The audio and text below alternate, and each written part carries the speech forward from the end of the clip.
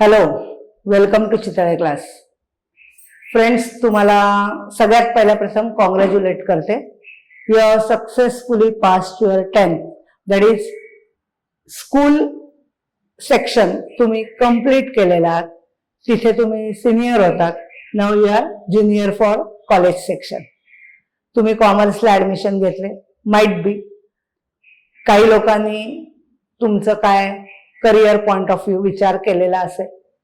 काही लोकांनी घरच्यांनी सांगितलं म्हणून कॉमर्स सिलेक्ट केलं असेल, किंवा काही जणांचं असंही असेल की सायन्स मला नकोय, आर्ट्स नको, फारच लेंदी असतं.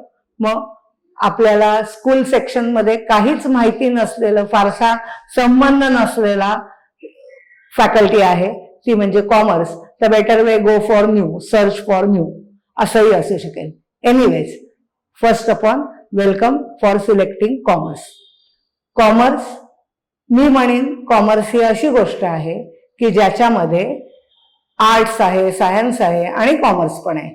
म्हणजे कसं, तर आर्ट थ्रू एखादी वस्तू किंवा एखादी कलाकृती बनते.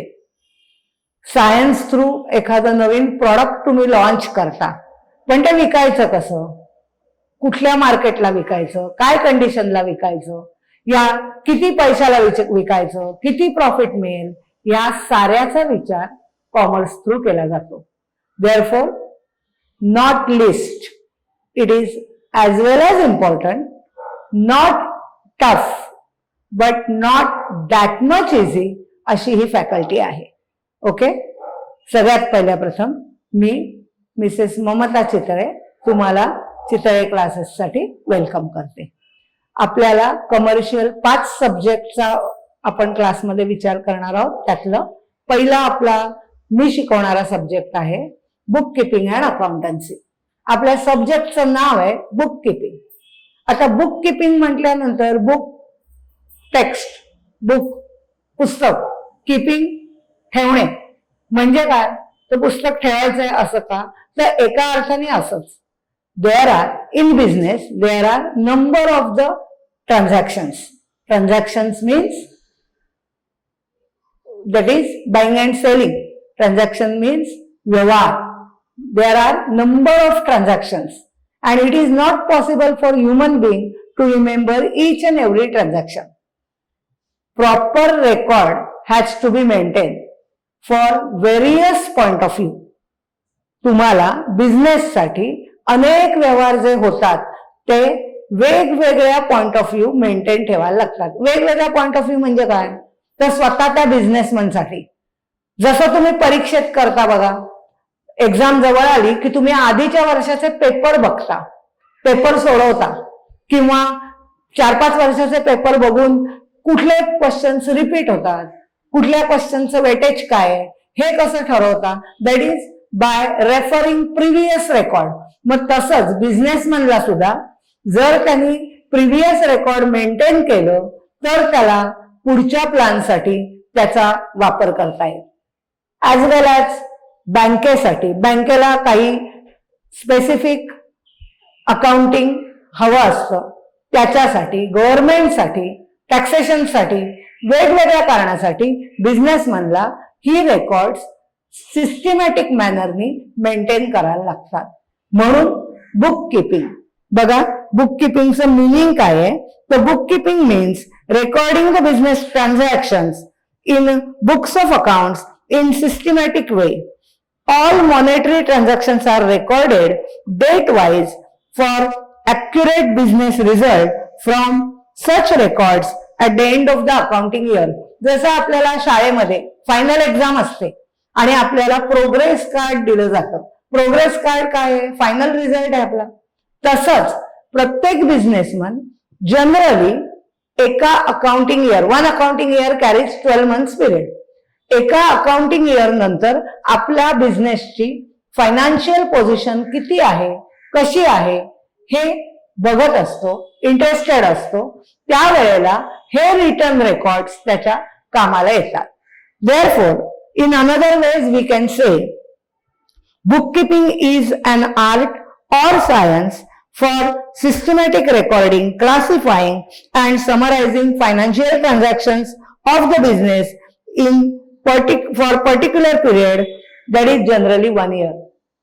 इथे businessman various ट्रान्झॅक्शन्सचं proper books of accounts मध्ये रेकॉर्डिंग करतो, त्याचं क्लासिफिकेशन करतो आणि मग त्याच्याशी रिलेटेड ट्रान्झॅक्शन्सच्या वेगवेगळ्या अकाउंटिंग एंट्रीज करतो up to the final result.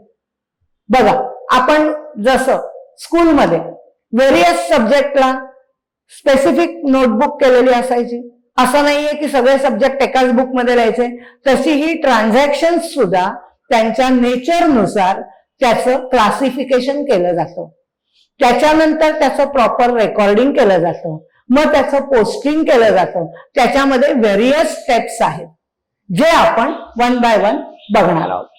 Okay, आता आपण म्हटलं ही सायन्स आणि आर्ट दोन्ही आहे. याचं कारण जसं सायन्समध्ये व्हेरियस रूल्स असतात, तुम्ही गणित हे शास्त्र आहे, फिजिक्स, केमिस्ट्री, बायोलॉजी ही सगळी सायन्स आहेत, या प्रत्येकामध्ये स्पेसिफिक रूल आहे. सायन्स आणि आर्ट मध्ये बेसिक फरक काय आहे तर सायन्समध्ये रूल्स असतात जे तुम्हाला माहिती असतात ते प्रूव्ह करायचे असतात, व्हेअरएज आर्ट मध्ये तुम्ही प्रत्येक आपापल्या इमॅजिनेशन नुसार ते प्रेझेंट करता. How to present is art and what is that as per the rule is a science. मग बुक कीपिंग हे art as well as science आहे. कसलं तर recording business transactions in systematic manner and made available to the businessman for future record, progress and result. आता हे आत्ता तयार झालेलं काम नाहीये. बिझनेस हा एन्शियंट पिरियड पासून होता, लॉंग बॅक बिझनेस होता. तेव्हा सुद्धा businessman books of accounts maintain करायचे. जर तुम्ही बघितलं तर लोकल किंवा रिजनल लेवलचा बिझनेस होता. इंडियन मर्चंट हा बिझनेस करायचं. आपल्याकडे कौटिल्य शास्त्र असं म्हटलं जातं. चंद्रगुप्त मौर्य हा मोठा इकॉनॉमिक्स, चंद्रगुप्त मौर्याच्या काळात कौटिल्य शास्त्र हे लिहिलं गेलं जे बिझनेसशी रिलेटेड होतं. ऍज वेल ऍज जुन्या काळामध्ये रिजनल किंवा लोकल लेवलवरती बिझनेस होता आणि रिजनल लँग्वेज मध्ये त्याचं रेकॉर्ड ठेवलं जायचं. फॉर एक्झाम्पल गुजराती, मारवाडी हे चोपडीमध्ये लिहायचे. तुम्हाला ऐकून माहिती असेल, लाल रंगाची एक मोठी वही असायची, स्पेसिफिक बांधणीची वही असायची, that is called Chopdi. Even महाराष्ट्रामध्ये मराठी व्यापारी मराठीत त्याचं एंट्री ठेवतील, रेकॉर्ड ठेवतील. गुजराती माणूस गुजरातीत ठेवेल, उर्दू मध्ये ठेवलं जायचं. दॅट इज रिजनल लँग्वेज, कारण त्या गावाचा व्यवहार हा रिजनल लँग्वेज मध्ये त्या एरियासाठी केला जायचा. पण आफ्टर ब्रिटिश इंट्रोडक्शन किंवा इंग्लिश सिस्टीम इंट्रोड्यूस झाल्यावर, थोडक्यात आपल्यावर ब्रिटिशांनी राज्य केल्यानंतर इंग्लिश सिस्टीम इंट्रोड्यूस झाली. Indian and English both systems are there, पण नंतर ती इंग्लिश सिस्टीम अडॉप्ट केली ज्याच्यामध्ये बुक किपिंग 2 पद्धतीत लिहिलं जायचं. एक सिंगल एंट्री सिस्टीम आणि दुसरी double entry system. But single entry system has certain limitations, therefore generally accepted system is double entry system. Now bookkeeping is a science as well as art of recording business transactions in proper books of accounts. Bookkeeping and accountancy, bookkeeping is a primary stage, whereas accountancy is a secondary stage. In accountancy,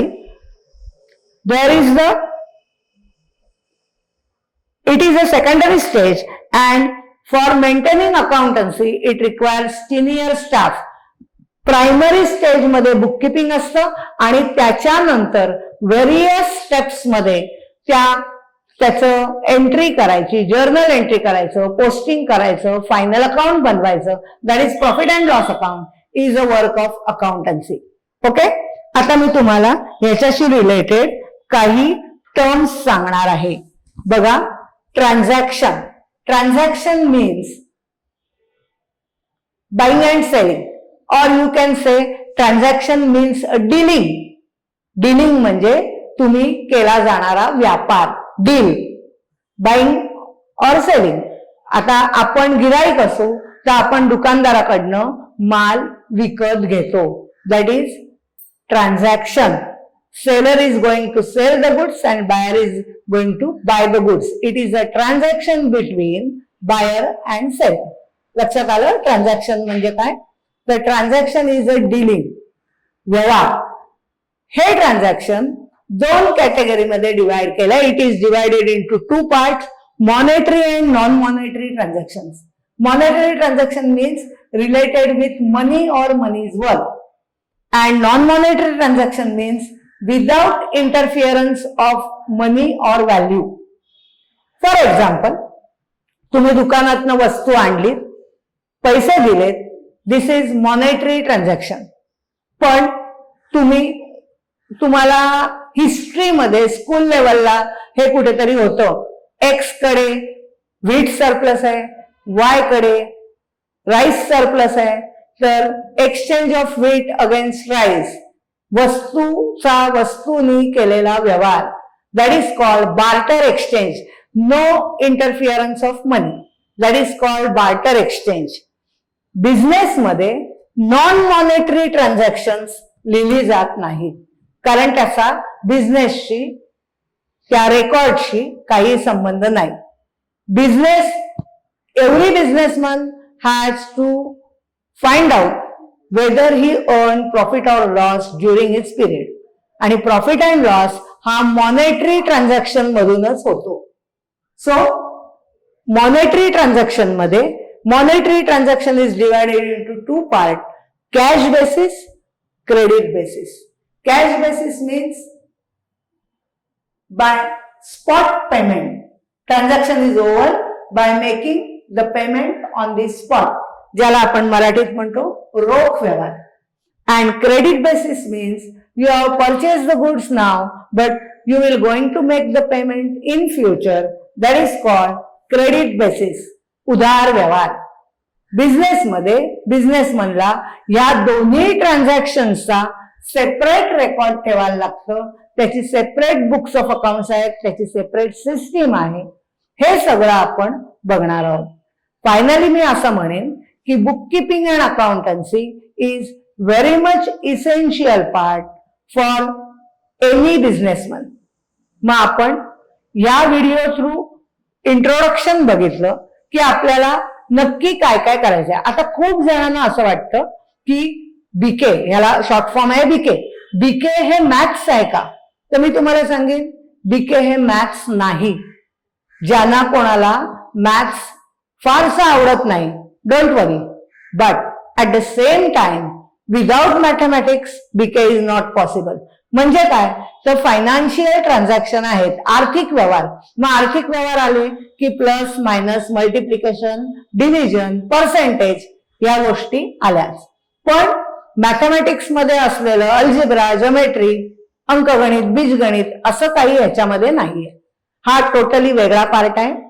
आपण जसजसं आपली lectures conduct करू त्यावेळेला तुम्हाला ती लक्षात येतीलच, तुम्हाला ती नक्की आवडतील, मी तुम्हाला खात्री देते. हे मी तुम्हाला इंट्रोडक्शन साठी दाखवलं होतं. त्याच्यानंतर त्याच्याशी रिलेटेड व्हेरियस टर्म्स आहेत. एंट्री, ट्रान्झॅक्शनची रेकॉर्ड ठेवणं, it is called entry. Entry to be return in specific manner having brief explanation called as narration. Narration is an explanation of an entry to be shown below the journal entry in brackets, writing with word being. Then goods. Goods means the commodity with which businessman deals. ज्या गोष्टींनी businessman व्यापार करतो त्याला goods म्हणतात. उदाहरणार्थ तुम्ही grocery shop मध्ये गेलात तर ग्रोसरी जी ठेवलेली आहे, व्हीट, ज्वार, rice, sugar, soap etcetera, grocery shop मध्ये मिळणाऱ्या गोष्टी, गहू, तांदूळ, साखर, साबण एक्सेट्रा, हे त्या बिझनेससाठी गुड्स आहे. तुम्ही एखाद्या ज्वेलर शॉप मध्ये गेलात तर सोन्या चांदीचे ठेवलेले दागिने, ज्वेलरी, हे गुड्स आहेत. फर्निचर शॉप मध्ये गेलात तर विकायला ठेवलेलं फर्निचर हे गुड्स आहे. म्हणजे गुड्स ही मोठी टर्म आहे. The businessman deals with that product is called goods. Okay, प्रत्येक बिझनेसचे गुड्स वेगवेगळे असतील. देन कॅपिटल, खूपच महत्वाचा भाग. Capital means the amount invested in the business in order to run the business, ज्याला मराठीत आपण भांडवल म्हणतो. Without capital business cannot be start. मग हे capital cash, goods, land, building, furniture या वेगवेगळ्या फॉर्म मध्ये, या वेगवेगळ्या ऍसेट मध्ये असू शकतं. Asset means properties which are invested by the businessman for business, and properties or the belongings of the business. And drawing capital is a fund or money brought by businessman for running the business, whereas exactly reverse, drawing means money or goods withdrawn by the proprietor for its personal use from the business. Business मध्ये भांडवल म्हणून आणलेला पैशातनं जर घरी for personal use काही पैसा नेला, काही माल नेला, तर त्याला ड्रॉइंग असं म्हणतात. कॅपिटलच्या रिव्हर्स ड्रॉइंग आहे, एक्झॅक्टली अपोजिट. ओके, या व्हिडिओमध्ये मी तुम्हाला काही इंट्रोडक्शन फॉर बुक किपिंग आणि काही टर्म्स सांगितल्या. नेक्स्ट लेक्चरमध्ये आपण पुढचा पार्ट बघणार आहोत. Thank you very much. Good bye.